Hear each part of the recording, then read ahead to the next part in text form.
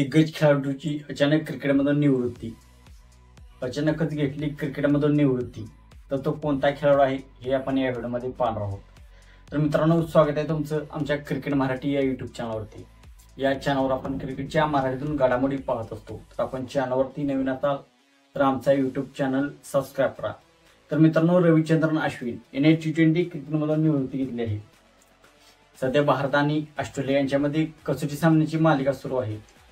तिसरा सामना ड्रॉ मध्ये रूपांतरित झाला. त्याच्यानंतर प्रेस कॉन्फरन्स मध्ये रोहित शर्मा आणि रविचंद्रन अश्विन आले होते. तर रविचंद्रन अश्विनने तेथे टेस्ट रिटायरमेंटची घोषणा केलेली आहे.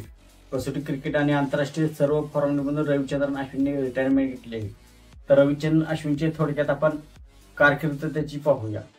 तर रविचंद्रन अश्विनने 106 कसोटी सामने खेळले आहेत. 106 कसोटी सामन्यात 537 विकेट त्याने घेतलेले आहेत आणि 3503 धावा त्याने बनवलेले आहेत आणि 6 शतकेही त्याने केलेली आहेत. त्याने 156 वनडे विकेट घेतलेले आहेत आणि T20 मध्ये 72 T20 विकेट त्याने घेतलेले आहेत.